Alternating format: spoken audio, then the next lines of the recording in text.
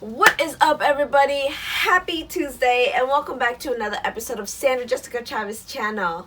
So today I'm going to be giving away 5 basic tips that you should know for your home, kind of like guidelines you should follow. I'm going to be going over artwork, curtains, living room rugs, so I'm going to be doing some do's and don'ts on that, and I'll be explaining about accent walls and talking about furniture sets. Alright, so let's get started.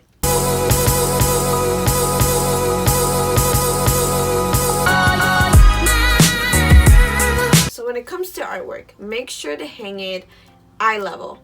So when you're hanging it over a table or credenza, I would, leave 6 inches, like 4 to 6 inches in between the table and the artwork. Center it on the furniture piece and then have like 2 to 3 inches of spacing in between both pieces if you're doing two pieces of artwork.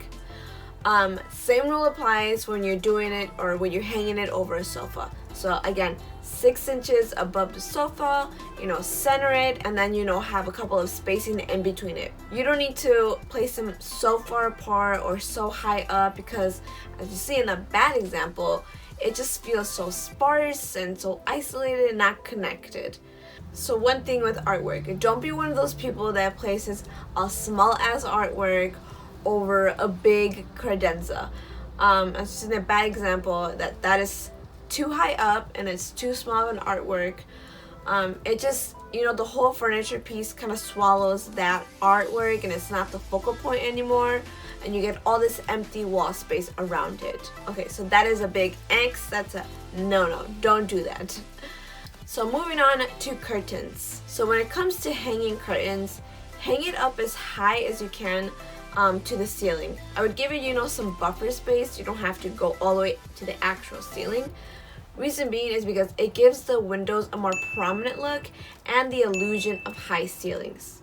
Now when you're specifying the curtain rod width, make sure to get one that is long enough to extend at least 16 inches on both sides so that when you open the curtains, it doesn't cover the window frame and allows more sunlight to flow in.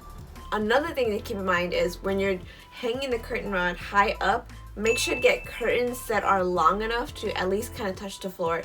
It just gives it a more elegant look to it and elongates the wall. Versus the bad example, which I'm going to be showing you, you see how the curtains are covering the window so you don't get a lot of sunlight in. It just makes the window feel really small, and the window, you get all this empty space and the curtains don't touch the floor. You see how big of a difference it makes to have the curtains higher and wider versus having small curtains. So moving on to rugs. When it comes to specifying the rug size, I always like to make sure that the size I'm specifying is big enough to cover the entire living room layout, or at least go midway under the furniture piece.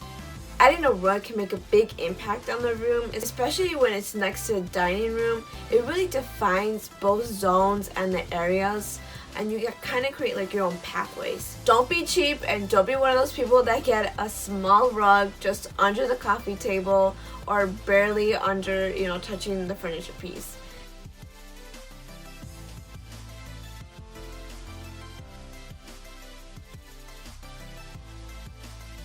Now I'm going to be talking about accent walls. I kind of covered this in my previous video on paint colors, but I'm going to go a little more into depth into it. So there's various ways that you can have accent walls.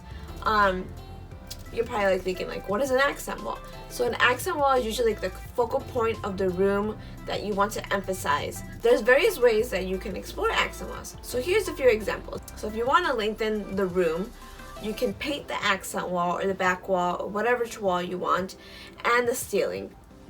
You're probably thinking Sandra, you're telling me to paint the ceiling? Yeah, you actually can. Again, painting different walls can create different illusions. So let's say next one would be you want to create a more narrow look to the room because it's too big. You can paint all the walls and leave one wall blank, or have a neutral color and leave the ceiling the neutral color, so you can see how more tight and compactful the room feels. Now, let's say you have high ceilings and you want to kind of lower it down. You can actually get away with painting just the ceiling. So by painting the ceiling, you bring everything closer together and it feels a little more cozier. Or you can paint 3/4 of the wall all around. Again, kind of creating this illusion of having wainscoting. If you want to get a little fancy, you can add trim piece where the paint ends. So to create this nice transition from the painted walls to the neutral color. And then you have your regular accent wall, which is just painting one wall that you just want to be the main focal point and be done with it. So those are different kind of styles of accent walls and different ways that you can kind of create these different illusions in a room. Different what painting can do, right? So last but not least, we have furniture sets. I know when you go to all these stores, they have like the Ashley bed frame and the Ashley dressers with the Ashley nightstands. So it's one whole set. I'm actually not a fan of that. I feel like it's kind of tacky. It's not really authentic. You don't get to throw in your personal style in there.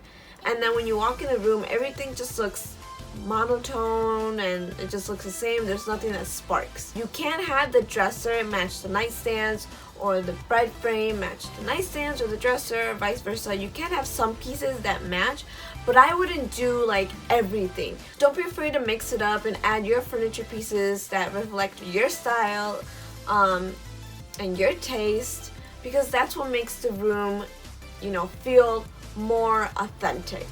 I just wanted to touch up on that because I know people get caught up on that and they're like, oh, I just want everything to match. Don't recommend that. Max is here, so you know what that means. It's outro time. Alright guys, thank you so much for watching. Oh my gosh, why do you always leave me? Why? Anyways, thank you guys so much for watching. Don't forget to give this video a what did I just say? Don't forget to give this video a thumbs up if you enjoyed it and found it informative. Comment down below. Let me know if you have any questions, or let me know what was your favorite part. What kind of advice did you enjoy, or what didn't you know? Don't forget to hit that subscribe button and keep those notifications on. And I will catch you guys on next week's episode. Bye!